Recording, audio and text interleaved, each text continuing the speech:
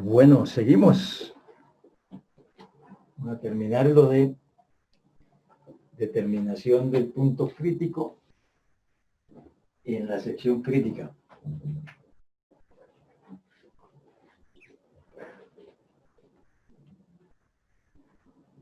Entonces ya habíamos examinado distintas secciones transversales y distintos puntos. Pero de todo, en una estructura dijimos siempre, nos interesa la sección crítica. Esa, en la medida que desarrollemos problemas, vamos a aprender a determinar cuál es la sección crítica. Y en la sección crítica me interesa determinar cuál es el punto crítico y cuál es el estado de esfuerzos del punto crítico. Porque hasta ahora veníamos examinando cualquier punto, ¿no? Punto 1, punto 2 en las distintas secciones. Pero ahora vamos a determinar el que nos interesa, que es el punto crítico. Entonces, vamos a partir de una sección, esta sección transversal, que tiene de todo. Tiene carga axial, tiene torsión, tiene flexión en dos planos, MY, MZ, y tiene sus dos cortantes. Y queremos determinar el punto crítico. Bueno, para determinar el punto crítico, entonces, acá en esta sección tenemos el estado de carga y los momentos están colocados según su acción. Ahí muestra que MZ viene así, flectando hacia abajo, que la tensión está arriba y la compresión está abajo. Que MY viene flectando hacia la derecha en el plano horizontal, que la compresión está aquí adelante, en este punto, atrás, y la tensión está aquí. Siempre la punta de la flecha del momento, cuando lo representamos así por su acción, muestra la zona donde está la compresión. Entonces, si el momento viene así, con la flecha aquí, indica que esta zona está con presión. Y entonces esta zona está a tensión. Bueno, para determinar el punto crítico, alcanzamos a empezar la clase pasada, que trabajamos los momentos no por su acción, sino por su vector. Entonces, vamos a representar MZ vectorialmente. Ese MZ vector vendría así, obvio, en la dirección Z.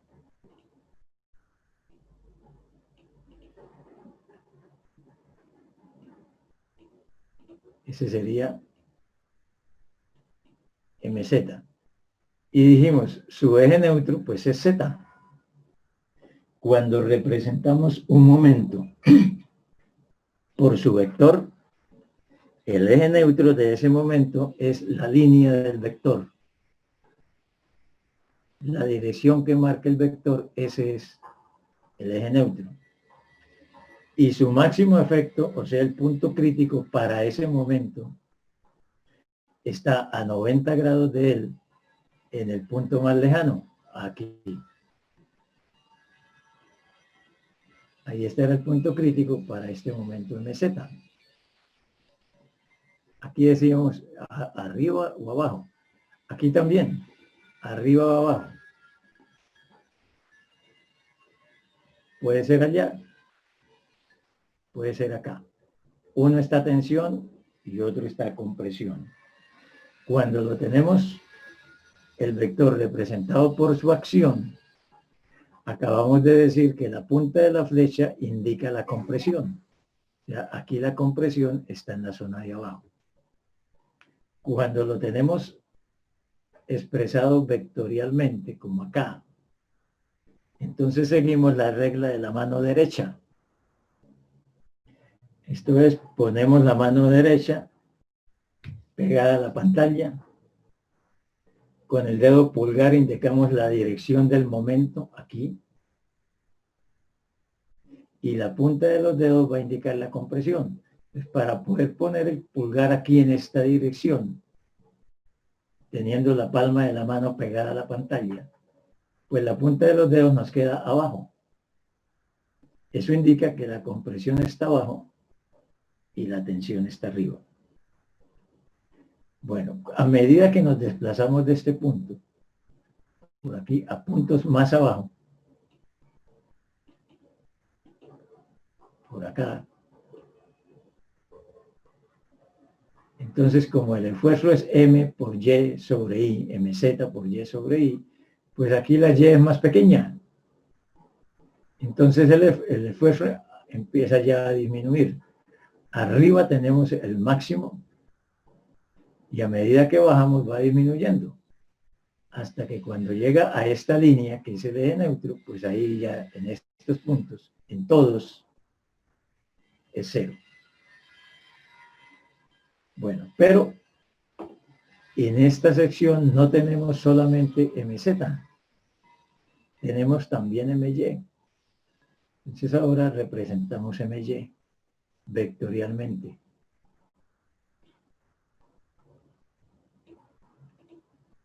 Vendría así.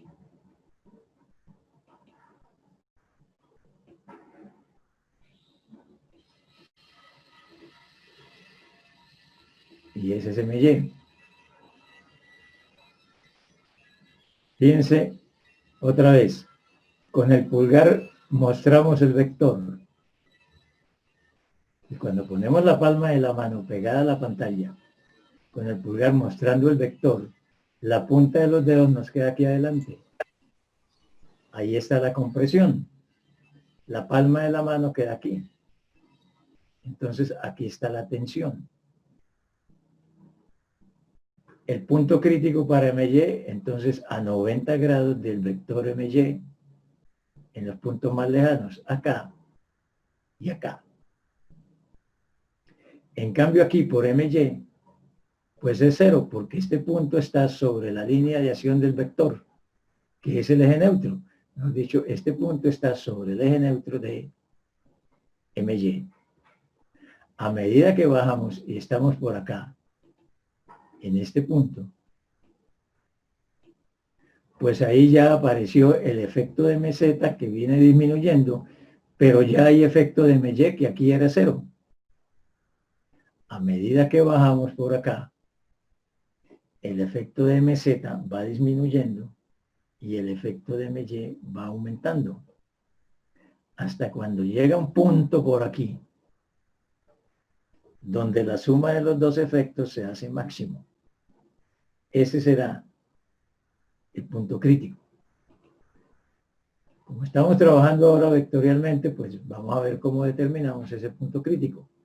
Estoy hablando por ahora para secciones circulares.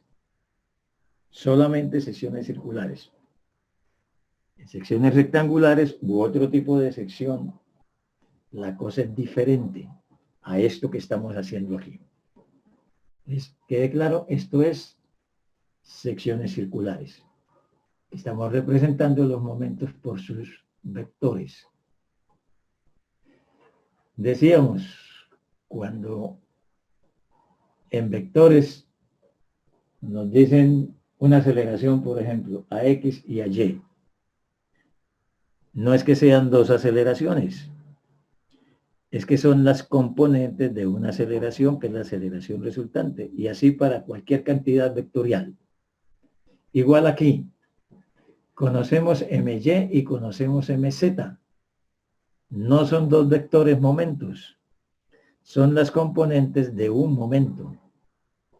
Entonces, entre MZ y MY, pues se nos forma un momento resultante. Este momento resultante.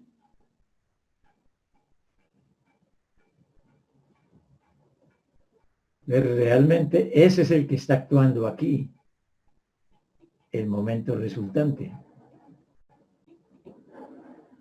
Ese momento resultante es el que va a producir los esfuerzos y es el que va a determinar en dónde está el punto crítico. Bueno, Si este es el momento resultante, pues esta línea es su eje neutro. Esa línea. Eso es el eje neutro de este momento resultante. ¿Dónde está el punto crítico de un momento? A 90 grados de él, en los puntos más lejanos. Les trazamos la perpendicular a la dirección del momento resultante. Determinamos el punto más lejano, arriba el punto 1, abajo el punto 2. Estos son los dos probables puntos críticos. Uno de los dos es crítico. A veces se puede determinar exactamente cuál es. A veces toca hacerlos ambos. A ver, es decir, desarrollar todo lo que va a venir ahora, que es cómo sumar los esfuerzos. Desarrollar todo el cálculo de esfuerzos para determinar si es 1 o es 2. Vamos a ver aquí cómo resulta. Si podemos decir exactamente cuál es el punto crítico. Bueno, entonces tenemos punto 1 y punto 2. Siempre después de que identificamos los dos probables puntos críticos en flexión, en carga combinada, siempre va a haber dos probables puntos críticos y esos probables puntos críticos los determinan los momentos flectores. Ya la decisión de cuál es, si es 1 o es 2, eso lo determinan las otras cargas. Pero saber cuál es el punto crítico lo determina la flexión. Por eso estoy trabajando aquí primero con flexión. Porque la flexión es la que me va a decir que es aquí. ¿Cuál de los dos? Me lo va a decir el resto de cargas. Pero la flexión me determina que son estos dos puntos y solo esos dos. Bueno, entonces después de que identificamos los dos probables, 1 y 2, tenemos que determinar dónde está la tensión y dónde está la compresión. Otra vez, regla mano derecha, ponemos el pulgar, la palma de la mano pegada a la pantalla, el pulgar señalando esta dirección hacia arriba, en la dirección del momento resultante, y miramos dónde queda la punta de los dedos. Cuando hacemos eso, y ponemos el pulgar aquí subiendo, la punta de los dedos nos queda aquí. Quiere decir, en 2 está la tensión, perdón, la compresión, y en 1 está la tensión. Bueno, para determinar cuál es el punto crítico, pues tenemos que determinar el estado de esfuerzos de los dos. Es decir, qué esfuerzos operan aquí en 1 y qué esfuerzos operan aquí en 2. Ahí, cuando pongamos el estado de esfuerzos, podremos determinar si es claro cuál de los dos es el punto crítico o no. Si es claro, lo definimos. Este es. Si no, hay que llegar hasta calcular todo con números. A ver cuál es el que falla. Bueno, vamos a ver aquí cómo resulta.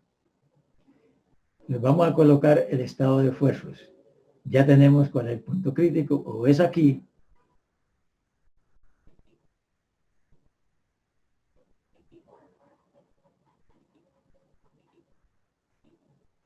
o es acá.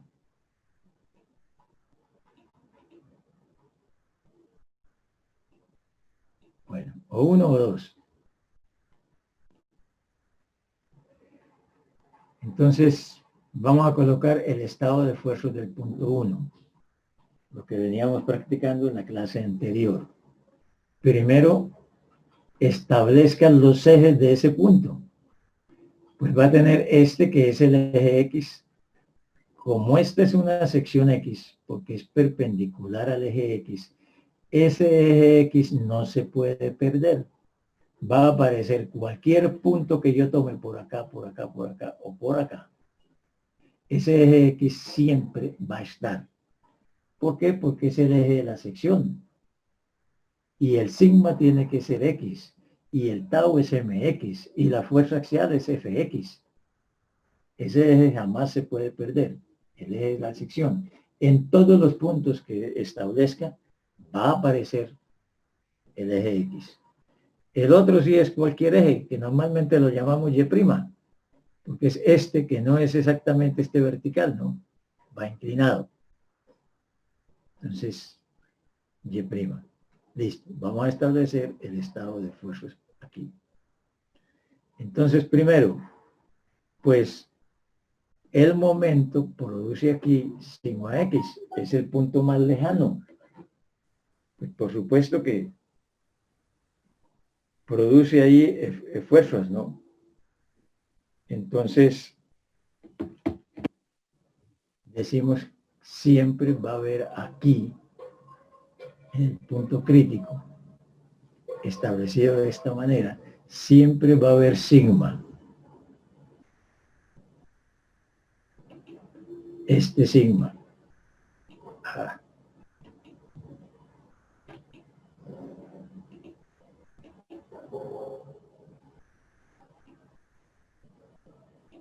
Porque claro, el momento flector siempre va a producir esfuerzo. Va a haber este sigma, que obviamente es sigma X. Entonces, arrancamos colocándolo porque ese siempre va a estar en el punto crítico. Y como aquí es la tensión, pues lo colocamos a la atención. Ese es este.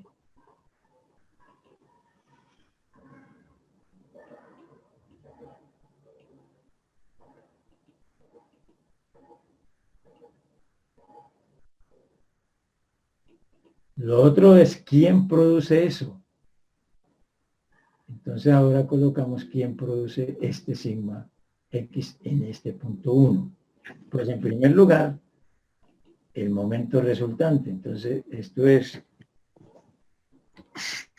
producido por el momento resultante. Además, aquí hay carga axial de tensión. Entonces producido por la fuerza axial. Y no hay más quien produzca aquí sigma, porque esto es un elemento de máquina o un elemento estructural. Tenemos eso. Entonces, sigma X producido por el momento resultante. Esto es M por M más resultante por C sobre I, ¿no? Más fuerza sobre área. Eso es en cuanto a sigmas. En cuanto al esfuerzo cortante, entonces, está el torque que va aquí subiendo.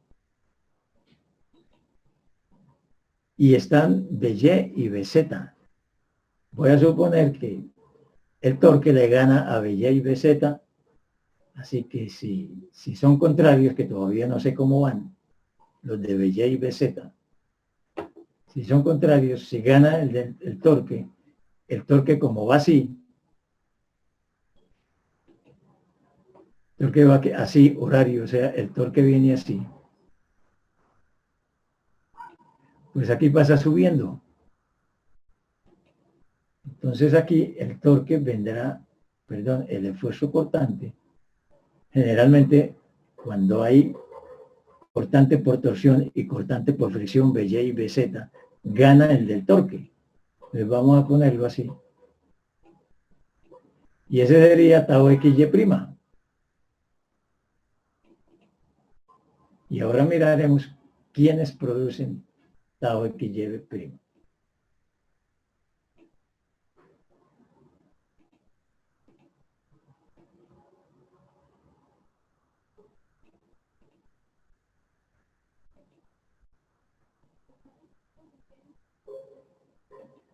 Vamos a colocar quiénes lo producen. Ese tau XY', pues lo produce el torque. Ahora, si estamos en una sección circular maciza, que es la primera que voy a hacer, luego voy a hacer la otra, la hueca de paredes delgadas. Si estamos en sección circular maciza, el efecto dBy y el efecto dBz se desprecia comparado con el torque y con los demás esfuerzos. Profe, Esos ¿podría cortan. repetir? Qué pena, que no escucho. ¿Cómo? ¿Podría repetir, porfa? Que cuando estamos en secciones circulares macizas, solo macizas, ¿no? Y circulares, bueno, por ahora estoy hablando solo de secciones circulares, pero secciones circulares hay maciza y hueca. Y huecas hay de paredes gruesas y de paredes delgadas. Entonces, voy a hablar en este punto de sección circular maciza o hueca de paredes gruesas. Cuando estamos en sección circular maciza, como el eje de una máquina, o hueca pero de paredes gruesas, entonces el efecto de Bellé y el efecto de BZ se desprecia. Por grande que sea esos cortantes, sus esfuerzos, cuando es pared gruesa o maciza, como en este caso, sus efectos comparados con el del momento resultante, comparados con el del torque, son muy pequeños, siempre. Entonces, por eso, en un eje uno no se complica la vida cuando está diseñando ejes. No se complica la vida con BY y con BZ. Ya sabe que eso se desprecia. Entonces, en este caso, primero, estoy tratando sección circular maciza o hueca, pero de paredes gruesas. No vamos a tener en cuenta BY y BZ. Entonces decimos que este tau XY lo produce solamente el torque, porque los otros que producen cortantes son BY y BZ, y estoy diciendo que en sección maciza no se tienen en cuenta. Entonces decimos que esto lo produjo Hace daño. el torque Te puede dar dolor de panza. y no más. ¿Quieres que te dé dolor de panza? Y completamos aquí el cuadro con los esfuerzos cortantes.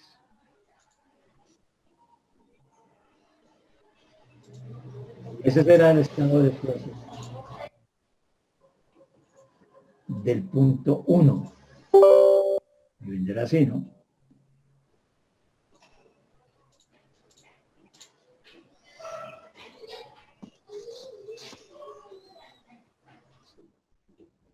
A ver, hay gente esperando en la sala.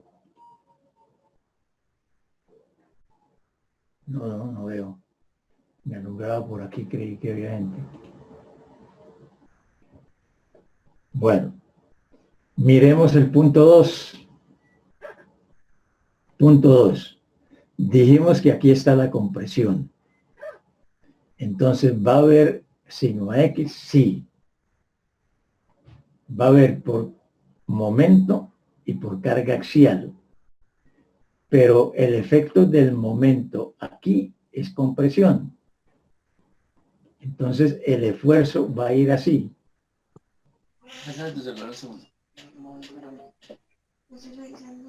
El sigma X. En el punto 2 va a venir así. ¿Por qué? Porque aquí siempre gana el vector. Siempre que estamos, esto es la aplicación de esto más que todo va a ser diseño de ejes. Cuando estamos diseñando un eje, el momento flector le gana a la carga axial. Siempre. Entonces por eso lo colocamos aquí. ¿Qué diríamos acá? Que acá hay sigma X. Este sigma X.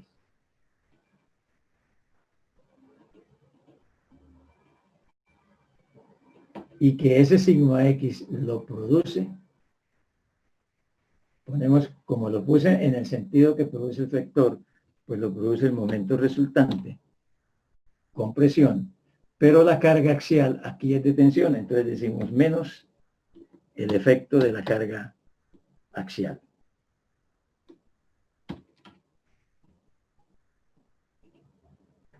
Eso es lo que hay de sigma. Siempre en este tipo de problemas, de elementos de máquinas, de ejes, por ejemplo, es esto: momento resultante y carga axial, no más lo que produce sigma. Y el tau, sección circular maciza, solamente la torsión. ¿Cómo pasa aquí? Pues el torque está horario, viene así. Entonces, como es horario, el torque aquí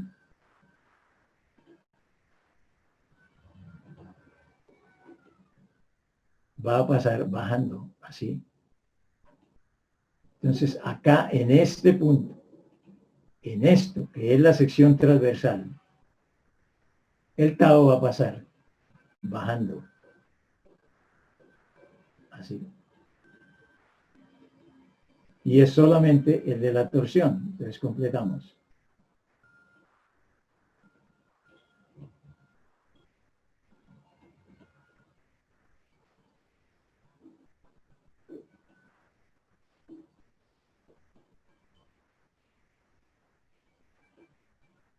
Y este sería el tau XY', producido por el torque.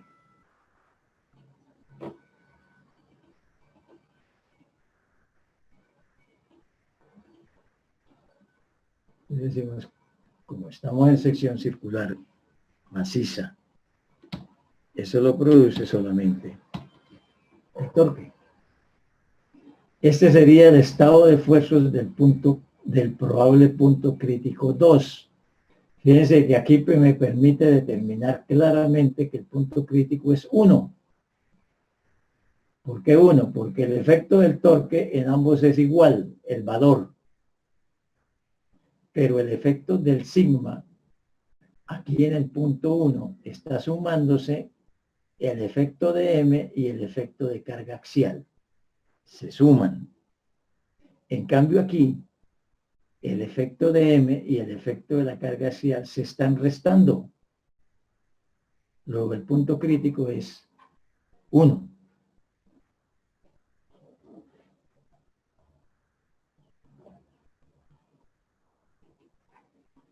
Vamos a ver cómo sería en una sección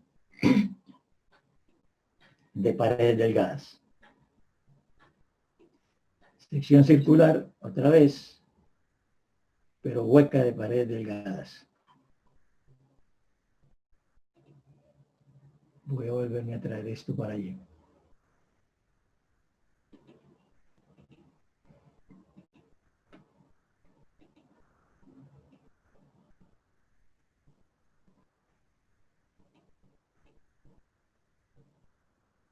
Entonces, esta va a ser una sección hueca.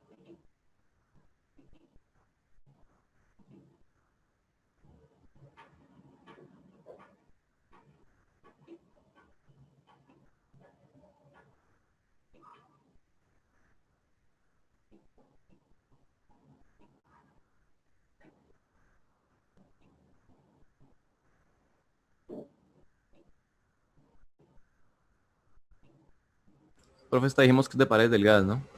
Sí, por eso estoy haciendo aquí el hueco, para que se vea que es paredes delgadas. Quedaría así, hueca de paredes delgadas. Bueno, ahí sí van a intervenir Bx y Bz. Perdón, Bx no, By y Bz. Aquí sí van a intervenir a producir esfuerzos aquí, a producir esfuerzos acá. Vamos a mirar cómo determinamos ese efecto. Eso lo hacemos aquí otra vez, en donde estoy representando las cosas vectorialmente, para determinar el efecto de By y de Bz. Bueno, voy a colocar primero el By, que vendría así.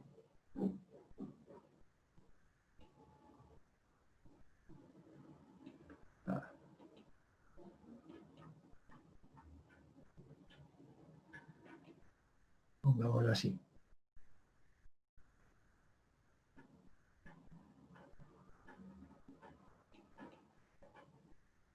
Aquí tenemos el BY.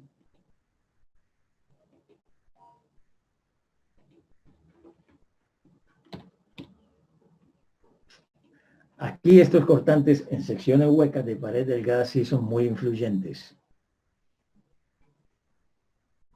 Entonces hay que tenerlos en cuenta. Bueno, tengo BY.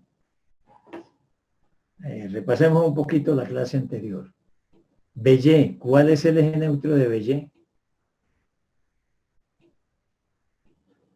Z. Z. Eso quiere decir que el máximo efecto de BY es aquí. Aquí. Porque el máximo efecto de un cortante es sobre su eje neutro. Bueno, entonces tengo este BY, pero ahora mis ejes importantes no son Z y Y. Mis ejes importantes son en la dirección de MR y la perpendicular a MR. Entonces tengo que averiguar este BY de dónde sale con respecto a MR y a este eje. En otras palabras, voy a sacar las componentes de BY en la dirección MR y en la dirección perpendicular a MR. Descompongo BY en estas dos direcciones. Entonces me va a quedar así.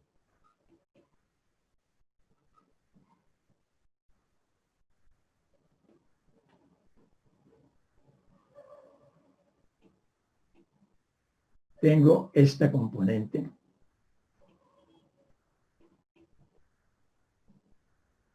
Vamos a ponerle otro colorcito ahí. Tengo esta componente.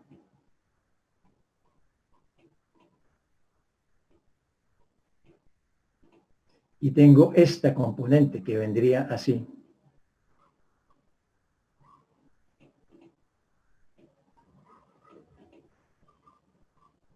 ¿Cuál de las dos componentes? Esta que va en dirección de MR o esta que va en dirección de su perpendicular. ¿Cuál de esas dos componentes produce su máximo en esta línea? Que es la que pasa por el punto 1 y el punto 2, que son los probables puntos críticos. ¿Cuál?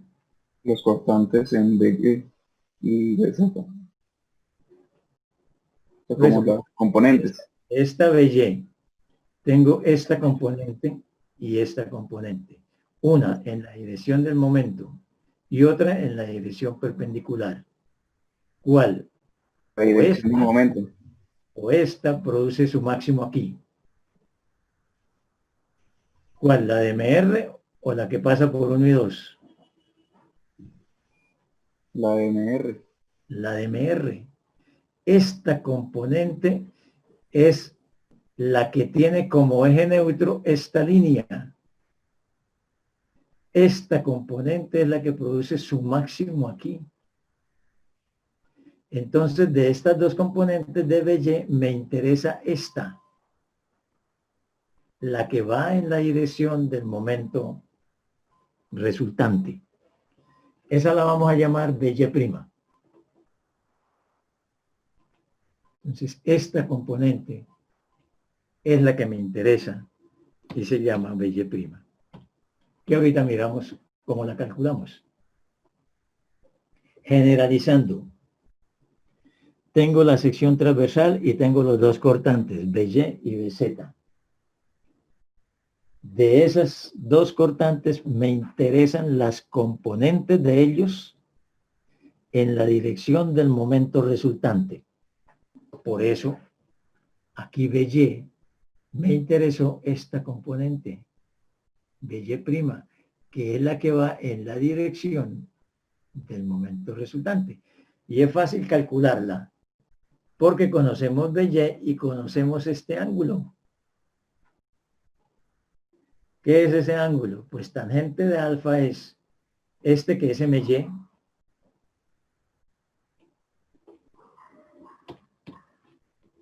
sobre este que es MZ. Entonces, alfa es conocido. Tangente de alfa, my sobre mz.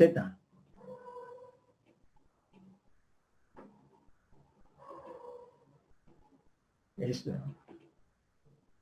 Entonces, alfa es conocido. Fíjense que geométricamente hablando se puede conocer exactamente el punto crítico. ¿Cuál es? ¿Cuál es? A alfa grados del eje Y. Y alfa lo conocemos. Porque este ángulo es alfa, ¿no? Por respectivamente perpendiculares con este. Entonces, este punto está a alfa grados del eje Y. O este punto está a alfa grados, opuesto por el vértice, del eje Y.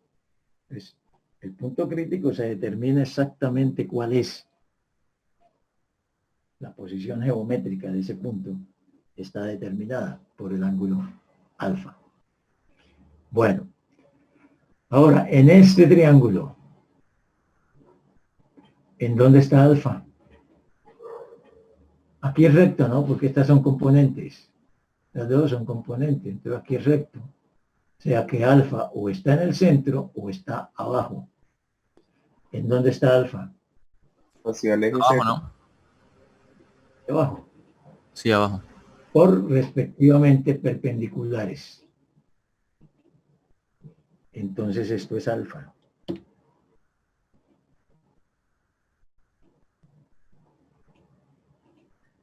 Es como BY es la hipotenusa. Entonces BY' es BY seno alfa. Fácil, lo podemos conocer entonces. BY'. Ah.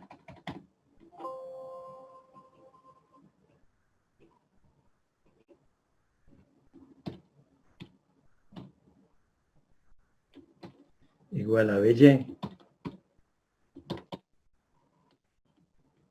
y seno de alfa.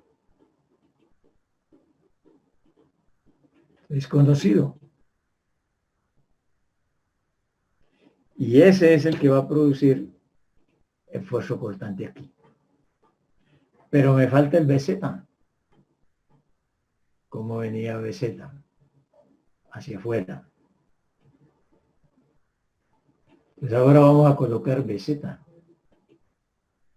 BZ viene así.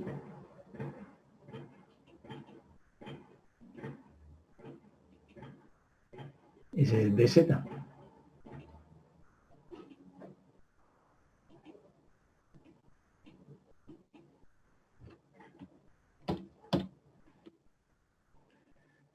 Otra vez, BZ tiene dos componentes, una en la dirección de MR y otra en la dirección de los puntos 1 y 2. ¿Cuál me interesa? La dirección de MR. Esa componente. Entonces lo descompongo, me interesa esta componente.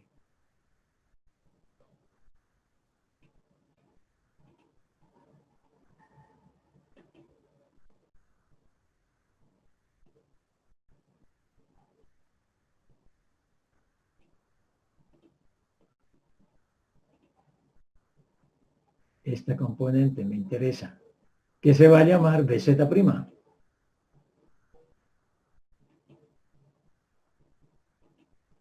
Y que también la conocemos y es fácil de hallar. Porque este por opuestos por el vértice, este es alfa. Entonces BZ' es igual a BZ coseno alfa. Así que BZ' lo conocemos.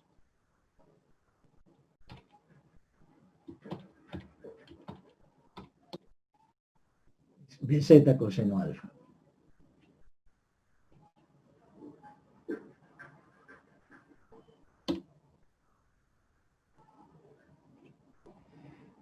Entonces me interesa el cortante total. La suma algebraica, que en este caso es igual a la suma porque ambas van para abajo. La suma algebraica de BY' y de BZ'. Eso lo vamos a llamar B'. Conclusión, en últimas, de los cortantes, hay uno resultante aquí.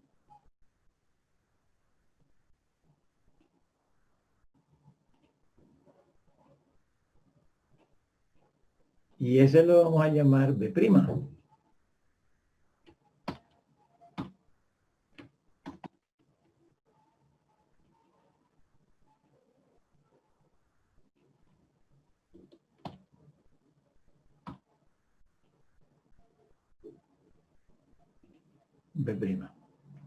¿Qué es ese B'? La suma de estos dos.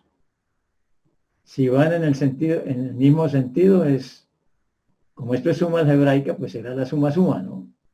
Si van en sentido opuesto, miramos cuál gana de estos dos y lo ponemos en esa dirección del que gane. Y el B' será la resta, o sea, suma algebraica. Entonces ese B' decimos que es igual a BY' más BZ', ¿no?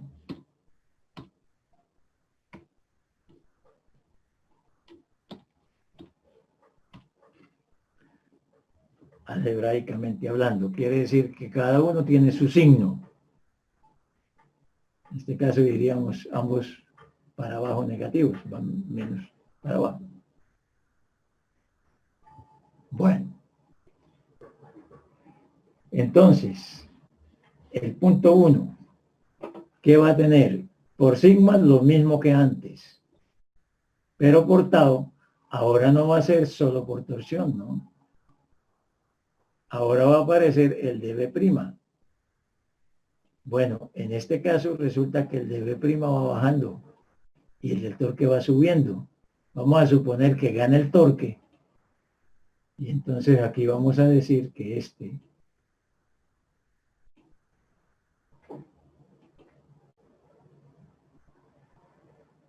el tau XY es el del efecto del torque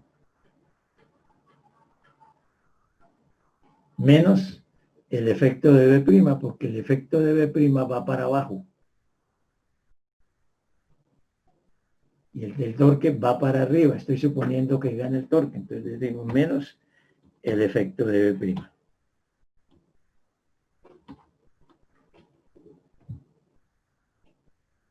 Y este es el estado de fuerzas ahora en esta sección que es hueca de paredes delgadas.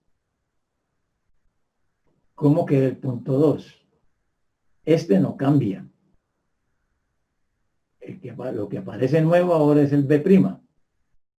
Es como queda en el punto 2. Pues va a aparecer aquí no solamente torque, sino efecto de B'.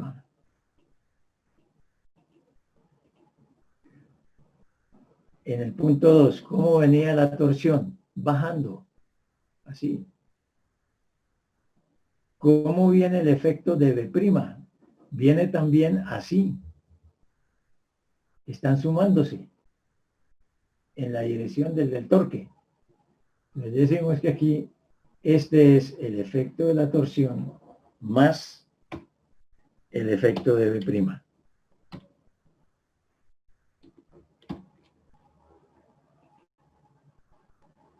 Y eso es lo nuevo. Entonces, el de torsión, pues TC sobre J. El de B', esto es flexión, ¿no? Este cortante B de flexión. Pues B por Q sobre I por B. Y sumamos efectos algebraicamente. Fíjense, cuando era sección circular maciza, el punto crítico era 1 y solo 1. Ahora aquí no sabemos. Aquí nos tocaría llevarlo hasta números. A ver cuál falla, ¿no? ¿Por qué? Porque en el punto 1, el efecto de los axiales están ambos sumándose. Pero el efecto de los taus están restándose. En el punto 2, el efecto de los sigmas están restándose. Aquí sumándose. Aquí restándose. El efecto de los taus aquí en el punto 2 está sumándose. Aquí se están restando. Entonces lo que se gana aquí por axial se pierde por tau.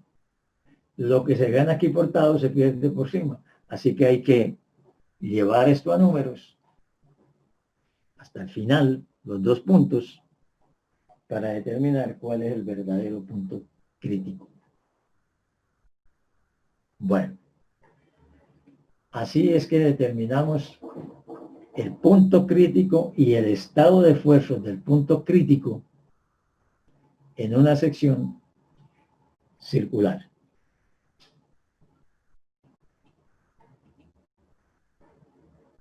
Bueno, esto es lo que está aquí. Lo que acabo de explicar está aquí en la presentación. Entonces, seguimos.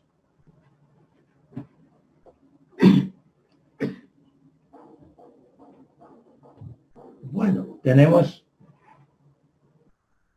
lo que está ocurriendo en los puntos. Lo hemos venido llamando estado de esfuerzos.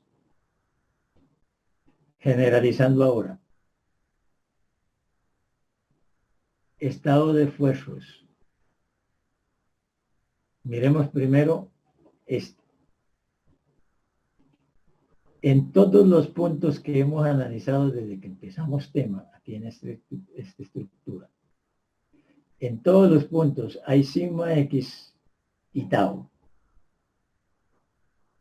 pero no hay sigma Y, ni sigma Z, ni taus que tengan Z. Aquí los taus tienen XY. Y esto es un elemento de una estructura o de una máquina. Entonces decimos que este estado de esfuerzos es típico de elementos estructurales y elementos de máquinas. Cualquier estructura o cualquier elemento de máquina en su punto crítico y en todos sus puntos van a tener sigma X y tau XY. No va a haber sigma Y. No va a haber sigma Z. No va a haber taus con Z. En elementos estructurales y elementos de máquinas. Entonces es muy sencillo analizar un eje, por ejemplo, un engranaje en estado de esfuerzos. Porque no va a haber sino esto. Claro, hay que mirar cuánto vale, ¿no? Cuánto es del axial, cuánto es del momento, etcétera, lo que estábamos haciendo. Pero no va a haber, en última, lo que queda es sigma X y tau XY, no más. Así que los esfuerzos en un elemento de máquina o en un elemento de estructura están todos en un plano, en el plano XY. O si es este punto, en el plano XZ. ¿No? Este, punto 1, plano XZ. Pero están en un plano XZ, plano XY. Eso lo llamamos estado de esfuerzos plano incompleto.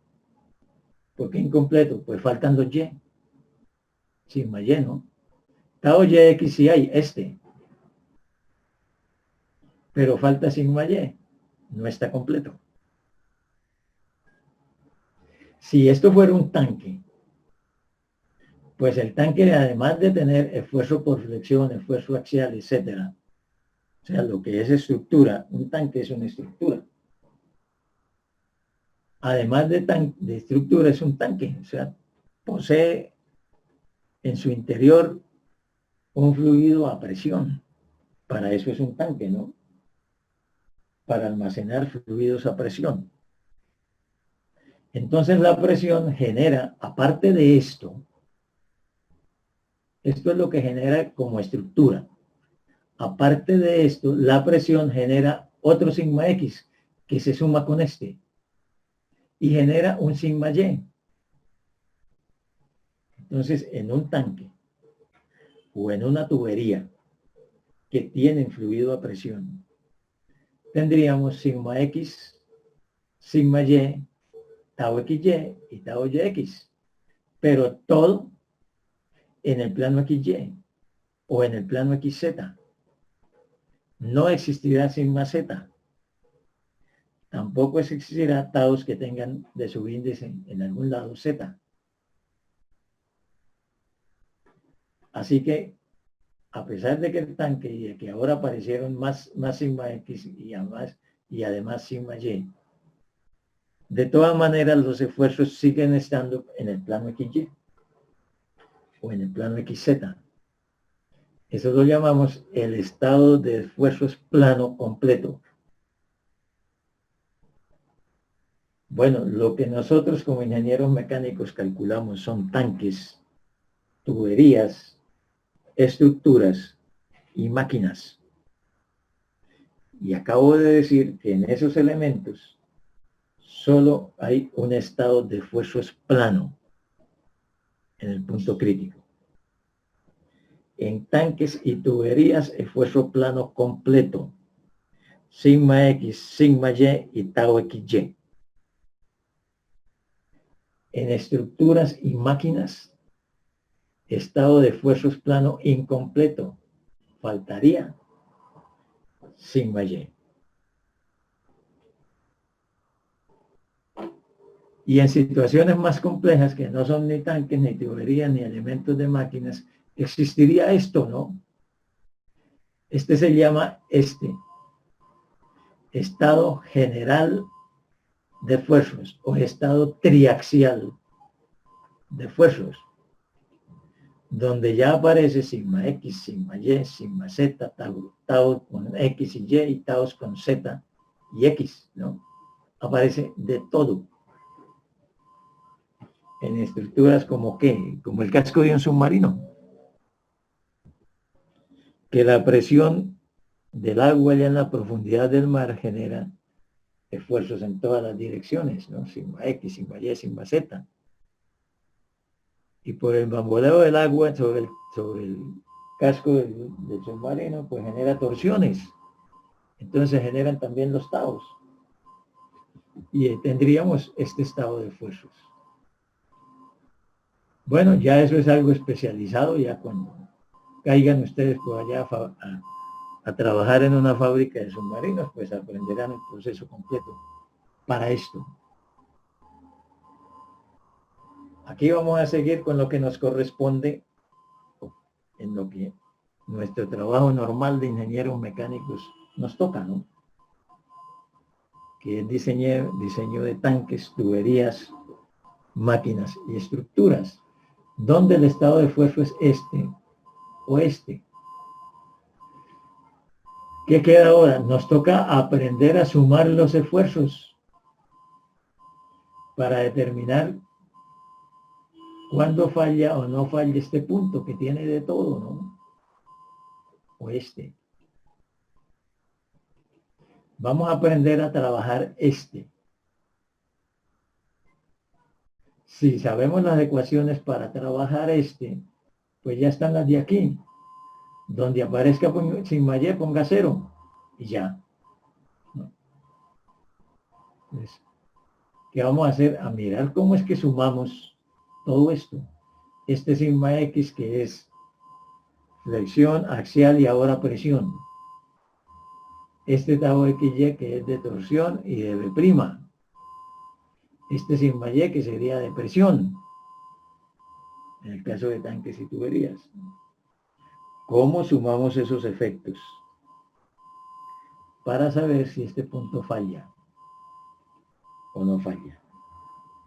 Entonces vamos a hablar de la falla y de los planos de falla.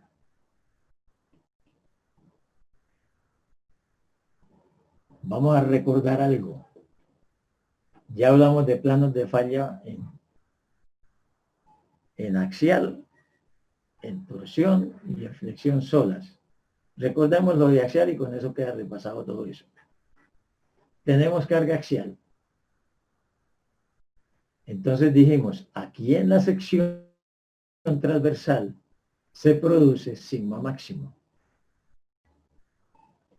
Y aquí en un plano inclinado a 45 grados de la sección transversal se produce tau máximo. Luego dijimos, Resulta que si el material es frágil,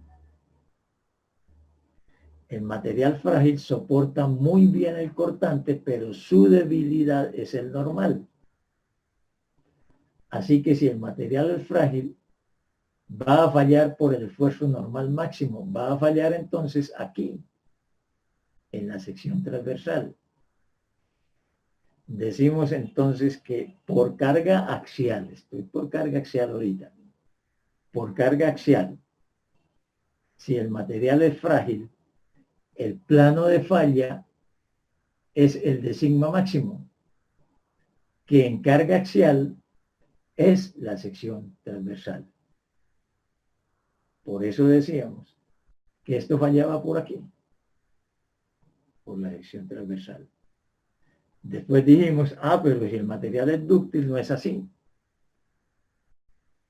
Porque el material dúctil, su fortaleza es el sigma y su debilidad es el tau.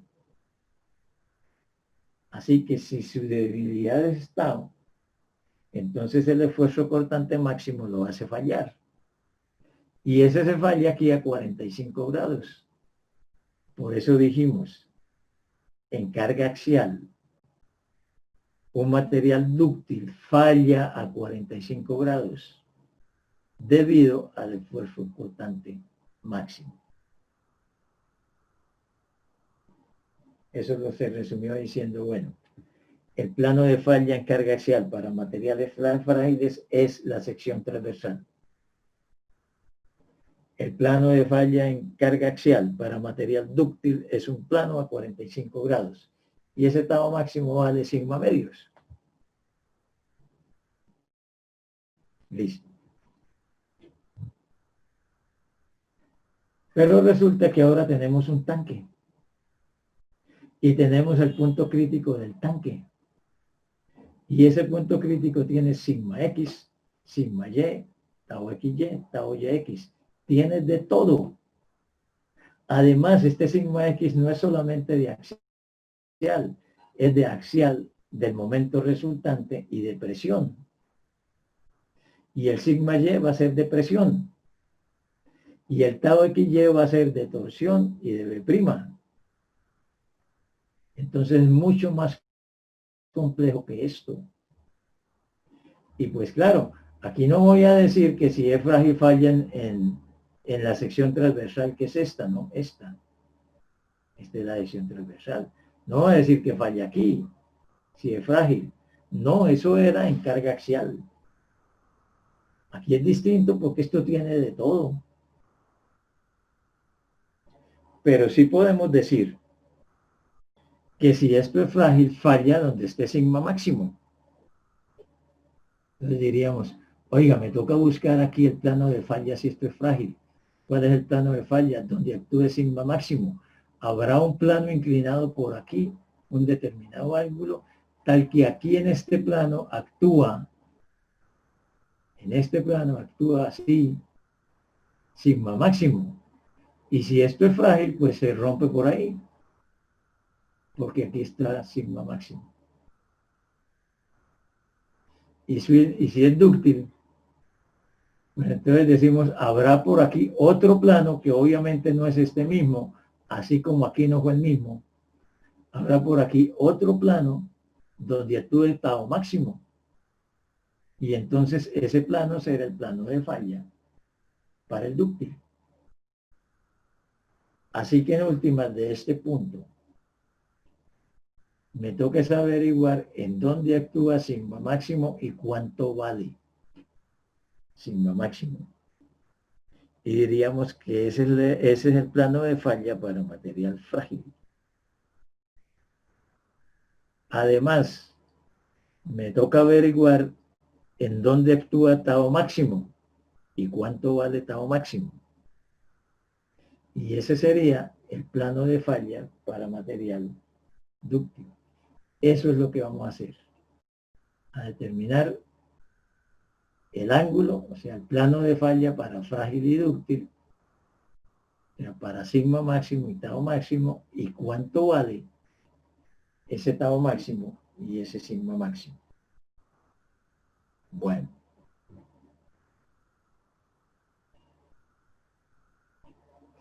Entonces vamos a partir de aquí, del punto.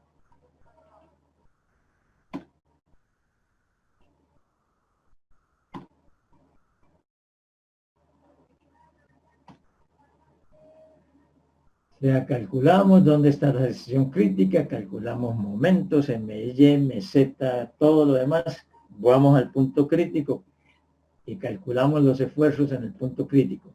Sigma X, sigma Y y tau XY. Esos son números. Quiero decir, eso es conocido. Pues conozco cuánto vale sigma X. Listo, 80.000 PSI. ¿Cuánto vale sigma Y? 40.000 PSI. ¿Cuánto vale tau XY? 36.000 PSI. Números. Los conozco. Teniendo esos valores, ahora es, oiga, ¿y por dónde falla? Si es frágil, ¿por dónde falla? ¿Dónde está sigma máximo? ¿Y cuánto vale sigma máximo? Conociendo estos. Igual para tau. Sabemos que eso es en un plano inclinado aquí del tanque. Un plano inclinado respecto de la sección transversal. Así como hicimos acá, vamos a hacer aquí en el tanque. Un ángulo teta respecto de la sección transversal. Aquí las verticales, esto en el punto. Esta o esta es la sección transversal. Y este es el plano inclinado. Un ángulo teta respecto de la sección transversal. Por ahora, entonces quiero hallar para este ángulo teta que es cualquiera, no el de sigma máximo, no el de tau máximo, cualquiera, para cualquier plano inclinado, ¿cuánto vale sigma n? ¿Cuánto vale tau nt? Es lo primero que vamos a determinar. Entonces, hacemos un corte, cortamos el tanque por acá. Y entonces el punto crítico me queda cortado por acá, a un ángulo teta de la sección transversal. Y vamos a aplicar método de las secciones, no para el tanque, sino para el punto. Lo mismo, pero ahora lo que me interesa es el punto, este. Voy a aplicar método de las secciones a esto. Así que voy a cortar por aquí el punto. Me va a quedar este triángulo, ¿no? Con el verde. Me va a quedar los esfuerzos de aquí. Y me va a quedar sigma n y tau nt. Eso es lo que hacemos. Aquí. Corté. Este es el ángulo teta. Entonces tengo aquí un eje n. Y ahí actúo sigma n. Y tengo aquí el eje t. Y aquí actúa tau nt. ¿Alguien iba a decir algo? Sentí por ahí algo. No era conmigo. Bueno. Como esto es un cuerpo, esto es un tanque. O el tanque. Esto es un cuerpo, esto es un volumen. Pues un punto es un volumen también. O sea, esto no son líneas. Estos son áreas. Es un punto en 3 dimensiones, pero como los esfuerzos están en un plano, pues no trabajo tridimensional, trabajo en un plano, pero tengo en cuenta lo que me enseñaron en descriptiva, que esto no es una línea, que eso es un plano, un área. Lo mismo esto, ¿no? Bueno, entonces el área del plano inclinado, esto, el verde, lo voy a llamar dA. Entonces esta área será dA coseno teta. Y este pedazo de área será dA seno teta. Eso es lo que tengo aquí. Esto es dA. Este es dA coseno teta. Y este es dA seno teta. Aquí tengo sigma n. Recordemos que en todos los planos hay sigma n y tau nt. En todos los planos hay sigma y tau. Por eso tengo que colocar aquí sigma n y tau nt. Claro, este se llama sigma n porque va en la dirección n. Este se llama tau nt porque va en la dirección t. Y está en el plano n, tau nt. Este es sigma x, este es tau xy, cara x, dirección y. Y este es tau yx, cara y, dirección x. Pero recordemos que tau xy y tau yx son iguales. ¿Por qué? Porque la cara x y la cara y son perpendiculares. En planos perpendiculares los taus son iguales. Primera semana de clase, hablamos de eso. Bueno, entonces tengo aquí los esfuerzos. Estoy aplicando un método de la estática, método de las secciones. Entonces voy a aplicar las ecuaciones de estática. Aquí es esfuerzos. Aquí no puedo aplicar ecuaciones de estática. No existe suma de esfuerzos igual a 0. Eso es resistencias y eso es esfuerzos. Ese tipo de ecuación en resistencia no existe. Eso es estática. Pero la estática dice suma de fuerzas igual a 0. Pues para poder aplicar las ecuaciones de estática, pues tengo que sumar fuerzas. Así que esto lo tengo que convertir en fuerza. Si tengo esfuerzo, ¿cuánto es fuerza? Pues esfuerzo por área. Es sigma n por dA. Eso es la fuerza Fn. Tau nt por dA. Eso es la fuerza T. Sigma x por esta área de A coseno teta. Eso es Fx. Y así con Fy. Así con esta, que esto es By. Y esta es Bx, ¿no? Viene de cortante. Tau por área. Pero acordémonos que esto es un punto. Esto es un punto. Con el concepto de punto geométrico, ¿no? O sea, las dimensiones de esto es de x, de y y de z, un punto geométrico. Lo que pasa es que aquí para poner las cosas, pues hicimos un zoom grandísimo, ¿no? Y se ve así, pero esto es un puntico. Por eso esto es de A. Es un punto. Entonces ahora quitamos el zoom que hicimos y nos queda así. Puesto ya todo en el punto. Tenemos el ángulo teta, el ángulo que hace la sección transversal, que es la vertical, con el plano, con la dirección T. Eso es teta. Por opuestos por el vértice, este es teta. Por respectivamente perpendiculares, este es teta. Y por opuestos por el vértice, este también.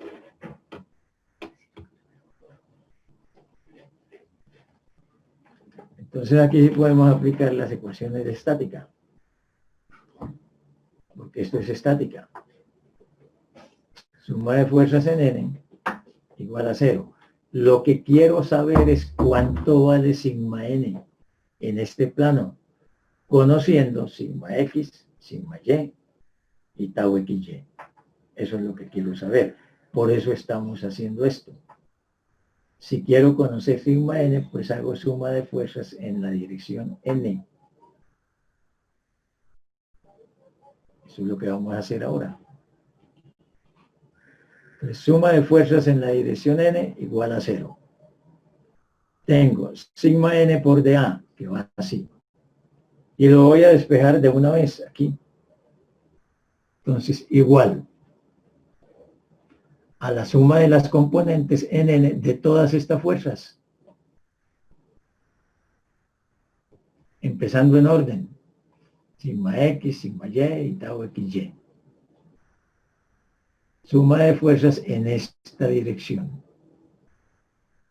Como ya puse igual a, Entonces lo que vaya en dirección contraria, ya al otro lado de la ecuación lo voy a poner positivo.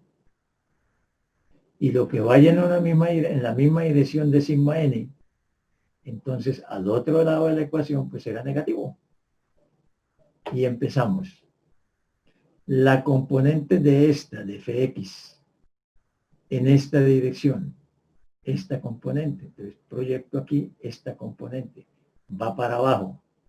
Entonces más la fuerza por coseno. Y la fuerza es sigma x de a coseno teta. Por coseno, entonces coseno cuadrado, este término. Seguimos con esta componente en la dirección de n y va para abajo. Entonces también más.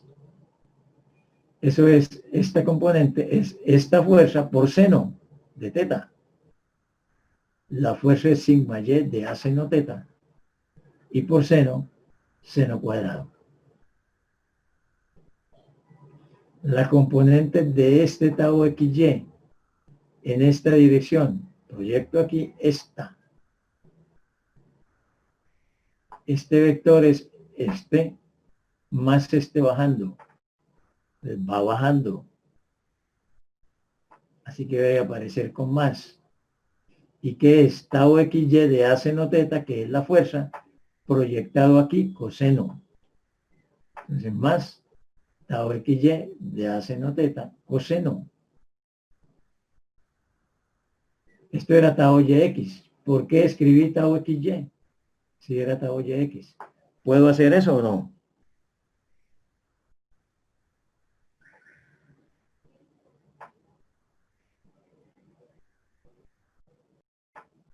Puedo escribir en vez de tau yx, tau xy. Porque eso fue lo que hice.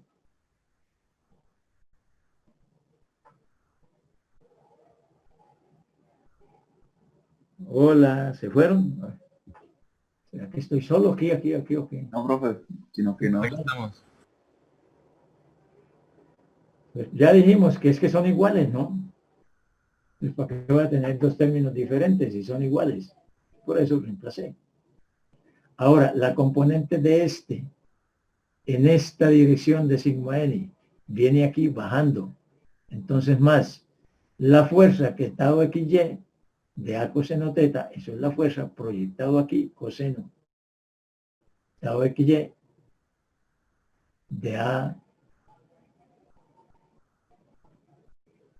coseno teta y proyectado aquí esta por seno. Bueno, quito el de A, que me interesa es sigma n.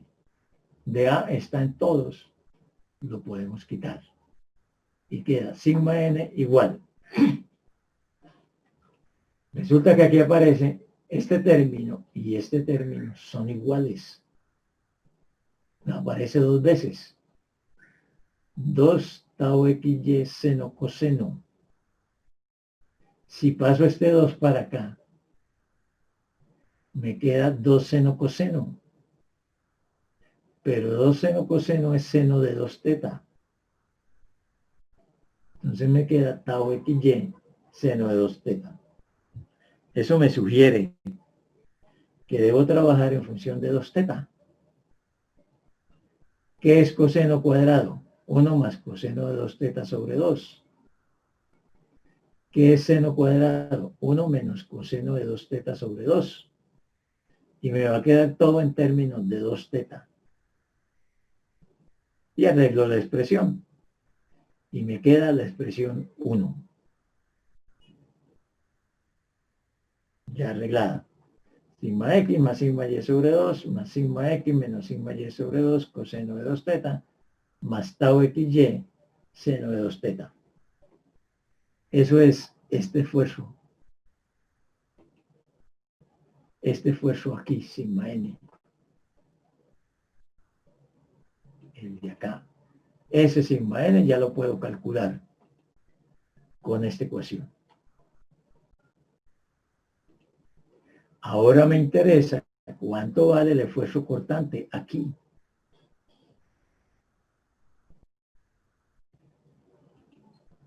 Entonces vamos a hacer suma de fuerzas en la dirección T. El mismo rollo, el mismo cuento, pero ahora en la dirección T. Suma de fuerzas en T igual a 0. Queda tau nt por DA, esta fuerza. Igual. Otra vez ya puse igual, entonces, sigma X, la componente en la dirección T, va aquí subiendo. Entonces, menos sigma X de A coseno teta y la proyección aquí por seno. Sigma X de A coseno teta por seno. Sigma Y, que no, en T que va aquí bajando. Entonces, más la fuerza sigma Y de A seno teta y la proyección aquí, coseno. Entonces, más sigma Y de A coseno teta por seno. La componente de en esta dirección va aquí subiendo. Tau XY de A seno teta y esta proyección aquí seno. Entonces, menos tau XY de A seno cuadrado. Y la proyección de que va aquí bajando, tau XY de A coseno teta y la proyección aquí coseno, queda coseno cuadrado. Arreglamos la expresión, la simplificamos y queda. Aquí me quedaría menos sigma X más sigma Y seno coseno. Pero como ya sé que voy a trabajar en función de 2 teta, ese seno coseno lo multiplico por 2 y lo divido por 2 y me queda así. Más tau XY coseno cuadrado menos seno cuadrado. Y entonces, ¿qué me quedó? Esto, coseno cuadrado menos seno cuadrado, es coseno de 2 teta. Y este es seno de 2 teta. Y arreglo la expresión. Voy a poner el menos enfrente del paréntesis. Aquí.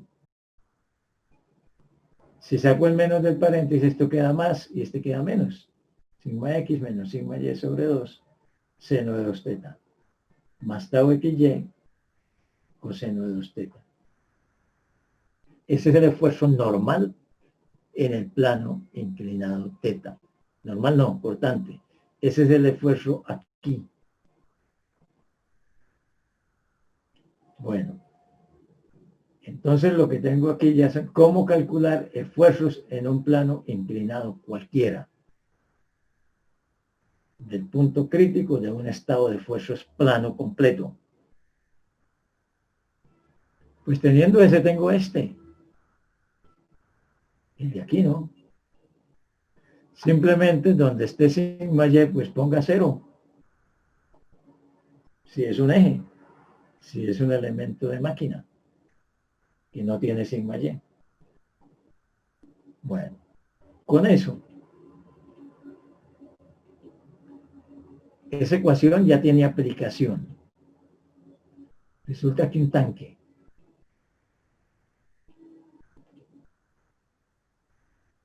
que es así,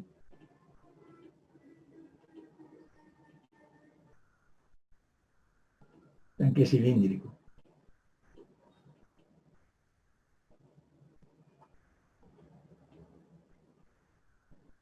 Pues esos tanques se hacen de lámina soldada, ¿no? Imaginen un tanque de almacenamiento cilíndrico de 10 metros de largo y 2 metros de diámetro. Algo así.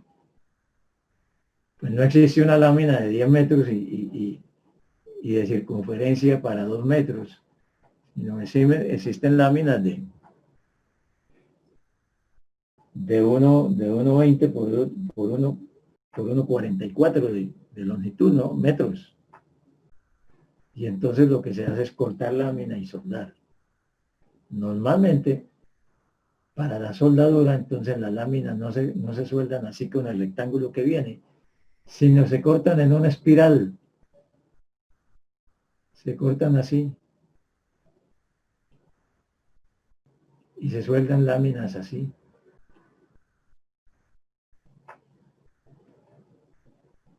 pedazos de lámina, ¿no? Y se va armando el tanque. Así que voy a tener que echar soldadura aquí.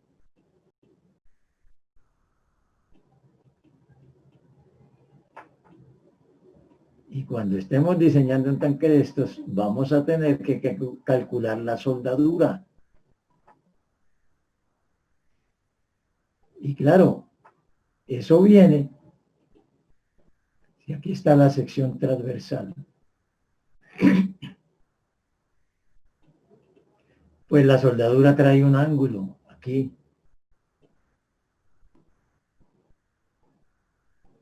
Ese ángulo teta.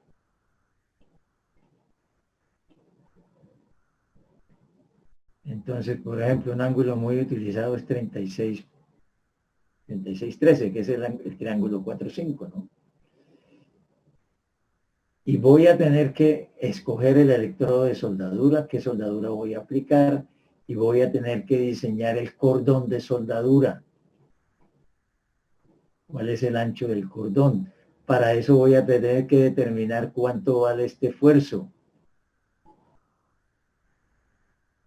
¿Cuál es ese? Sigma n. Y voy a tener que determinar cuánto vale este esfuerzo. Tau nt para este ángulo teta. Y entonces tengo los esfuerzos en el cordón de soldadura. Entonces, esa ecuación ya tiene aplicación, ¿no? Estas que acabamos de ver. Simplemente reemplace aquí teta por 2 teta y calcule cuánto vale sigma n y tau nt. Y ya tiene los esfuerzos en el cordón de soldadura. Pero además de eso, me importa un punto del material del tanque, ¿no? Un punto por aquí. Ya no de soldadura, sino de la lámina del tanque. Entonces me interesa saber el acero de esa lámina, por dónde va a fallar.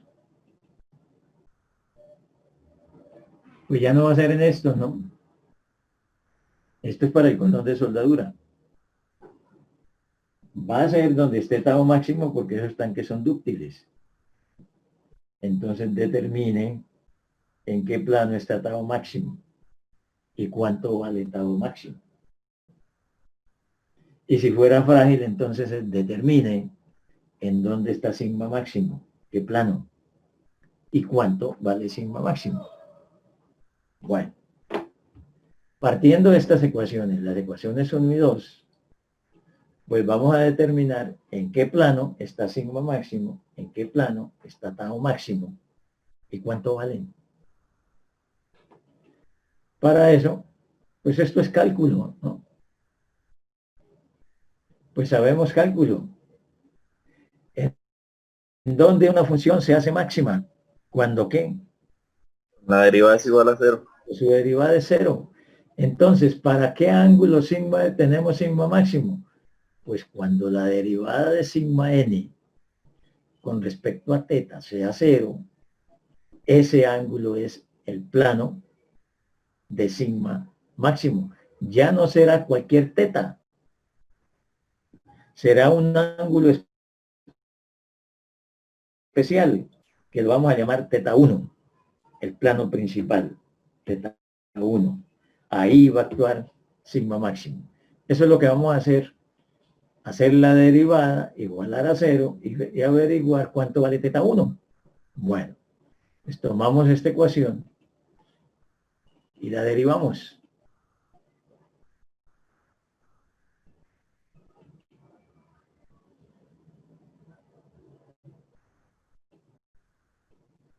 Entonces, esta ecuación la derivamos.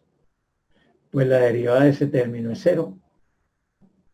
La derivada de este término es sigma x menos sigma y sobre 2 por la derivada de coseno, que es menos seno de 2 teta, por la derivada interna, que es 2. Más esta derivada, la derivada del seno, que es coseno, y la derivada interna, que es 2. Bueno, hasta ahí, pues todavía tengo teta porque no ha igualado a 0. Se igualó a 0 es porque el sigma se va a volver máximo y teta ya no es cualquiera. es teta de sigma máximo, que lo vamos a llamar teta 1. Entonces, igualando a 0, aquí ya no es teta, es teta 1, porque si igualo a 0, ese es el punto de sigma máximo.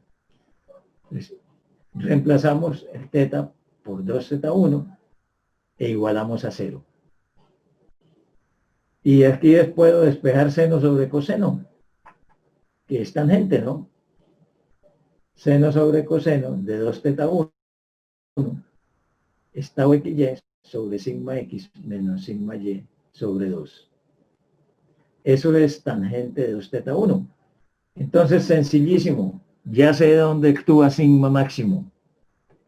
Coja los valores de sigma x, sigma y, tau xy y haga esta operación. Y eso le dará el plano sobre el cual actúa sigma máximo, el plano teta 1. Esa será la ecuación 3. Y entonces, ¿cuánto vale sigma máximo? Pues si en esta ecuación ya no coloco coseno de 2 teta, sino coseno de 2 teta 1, pues estoy hallando sigma máximo. Eso es lo que vamos a hacer. Reemplazar las funciones de 2 teta 1, cuál es seno y coseno, en esta ecuación. Y eso me dará sigma máximo. Como conozco la tangente, entonces hago este triángulo. Esto es 2 teta 1. El cateto opuesto, tau xy. Cateto adyacente, sigma x menos sigma y sobre 2. Y entonces la hipotenusa, los cuadrados. Así que conozco tangente, seno y coseno. Voy a tomar esta expresión y reemplazo las funciones. Entonces queda sigma x más sigma y sobre 2. Más sigma x menos sigma y sobre 2 por coseno. Y coseno es esto sobre el radical. Sigma x menos sigma y sobre 2 sobre el radical. Más tau xy seno. Y seno es tau xy sobre el radical. Más tau xy por tau xy sobre el radical. Destruyo el paréntesis. Aquí me queda el cuadrado. Este por este. Acá también me queda el cuadrado. Este por este. Y se ve que el numerador, o mejor, que el denominador es la raíz del numerador. Entonces hacemos una operación aritmética que se llama racionalizar. A sobre raíz de A. ¿A qué es igual eso? A raíz de A. Aquí me queda igual al radical arriba.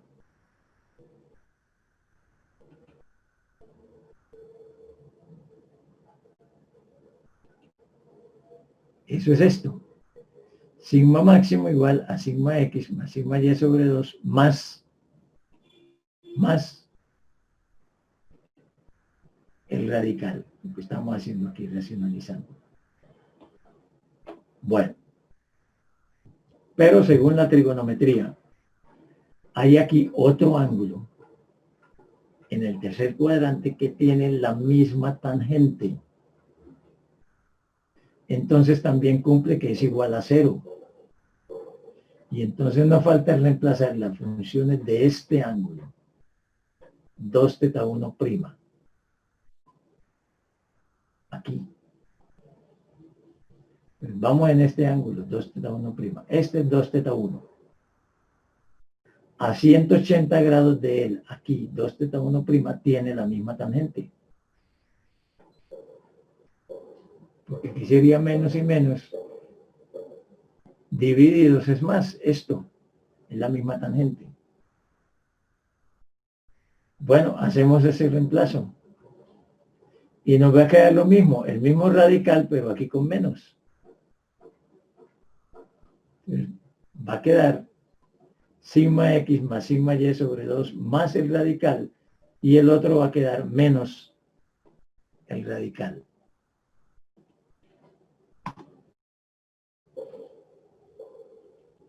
Eso es esto. Entonces, si uno es máximo con más, entonces el otro es mínimo. El cálculo nos dice cuando la derivada es cero, o la función es máxima, o la función es mínima.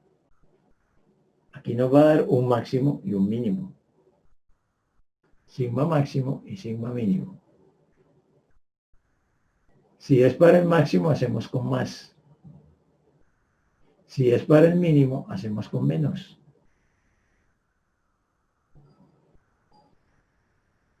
Esto es matemáticas. Esto es cálculo. Cuando hablo de máximo y mínimo, es cálculo. Así que en números, yo puedo tener sigma máximo 1000 PSI, por ejemplo. Y sigma mínimo menos 100.000 PSI. Eso es matemáticas. El acero no sabe de matemáticas. El acero lo que importa es quién lo va a romper. Y digo, sigma máximo 1000, sigma mínimo menos 100.000.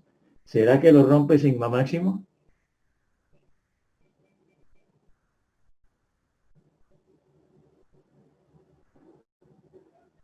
Sigma máximo más 1000. Sigma mínimo menos 100.000. ¿Quién rompe el tanque? Más 1000. Es que lo suman. Más 1000, o sea, lo rompe sigma máximo. ¿Todos de acuerdo? Usted tiene un pedazo de acero, le mete 1000 PSI. Coge ese mismo pedazo de acero en otro punto y le mete menos 100.000 PSI. ¿Cuál se rompe, el primero o el segundo? El segundo. El segundo. Dije, el acero no sabe de matemáticas. Eso de máximo y mínimo es matemáticas. El acero le importa es, oiga, ¿cuánto es el mayor valor que estoy sintiendo? Al acero no le importa el signo. No, el mayor valor que está sintiendo es 100.000. Pues ese es el que lo rompe. Como ese sigma máximo y sigma mínimo viene del cálculo, viene de la matemática, y el material del tanque no sabe de eso, de matemáticas. Entonces, por eso en la literatura técnica, esto no se va a llamar más sigma máximo y sigma mínimo. Se llama esfuerzo principal 1, con el más.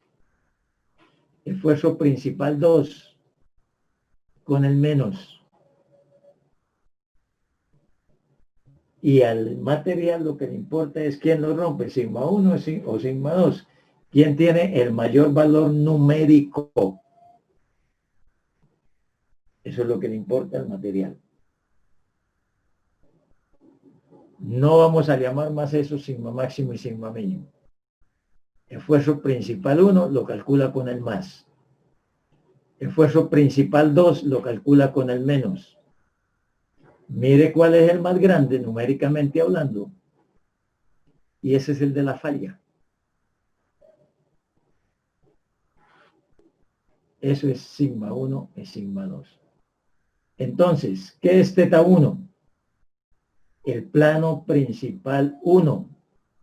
¿Qué significa? Que ahí actúa el esfuerzo principal 1.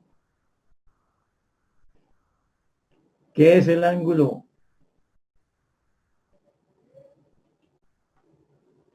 Dos teta 1 prima. Ese es el plano principal teta 1 prima o 1 prima. ¿Qué significa? Que ahí actúa el sigma principal 2. ¿Qué es teta 1 y teta 1 prima? Los planos principales. ¿Qué significan los planos principales? Que ahí actúan los esfuerzos principales. Los esfuerzos principales son sigma 1 y sigma 2. Eso es lo que entendemos por esfuerzo principal. En el plano principal teta 1, actúa sigma 1. En el plano principal teta 1 prima, actúa sigma 2. Cuénteme, Sergio.